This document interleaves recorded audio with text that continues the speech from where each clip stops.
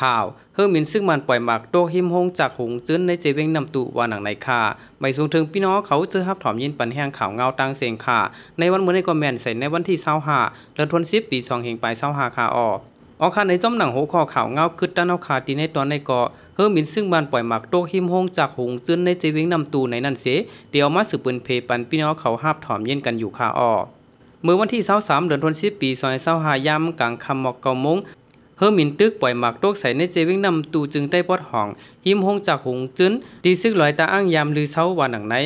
ในเลือนเอาถูกป่าในก้อยเฮอมินซึกมันยื้อใส่ในเจวิงนำตูหาปอกเย้าปอกในหมากกว่าโตกใส่ในปอกอันขาบกันคุณลงปองจึงซึ่งมันเขายามอยู่เช้า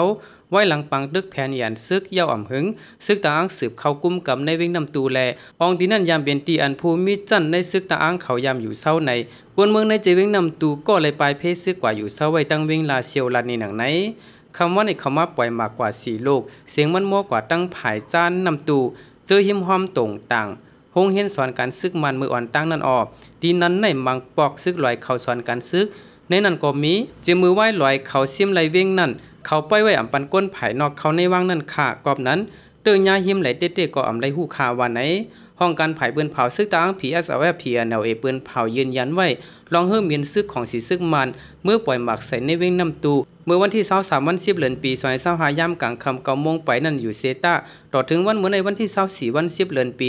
2025ยามไว้วันข้อมูลโหยอยลองตุ้มเติมมาเจ็บแลลูกก้อยอีกป้าแคบหางซื้อในไปหันปืนเผาออกมาเปลี่ยนตั้งกันแทงว่าไหนไว้หลังปางดึกแผ่นยันซึก1/2เย็นมาสิวิ่งนำตูในซึกตางTNLAกุ้มกำอยู่เซาปั่นกันพ่องงำกวยมกาปาดีไม่สูงจึงได้ SPP SSA ก็ตรงหนึ่งอยู่เศร้าไว้ในเยา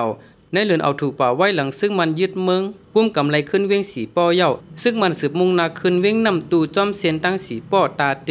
มัน3นำตูแลก้นเมืองเจออยู่จอมเซียนตั้งนั่นและเงื่งออกไว้โจข้าวมีจำหมอกหาปากก้อเย้าว่าไหนย้ำเหลียวในเว้งและจอมสาบเว้งนำตูในอ่ำใจไหลแรงพงแรงอินเทอร์เน็ตย้อนโกก้นคอนตุ้มโกอ่ำมีลองห่มลมในเซ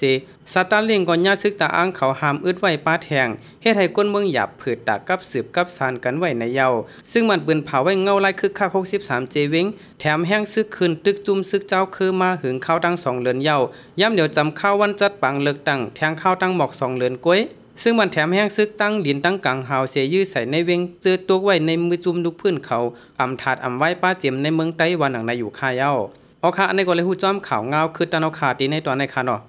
อันเกี่ยวกับเรื่องเฮอมินซึกมันปล่อยหมากตกใส่หิมฮงจากหงจื้นในเจเวงนำตูในก็มีหนังในค่ะพี่น้องเขาค่ะข่าวเงาตอนในก็พ้อยหนุ่มจุ้มข่าวผู้โดยฮอกและเตรียมต่างไว้เส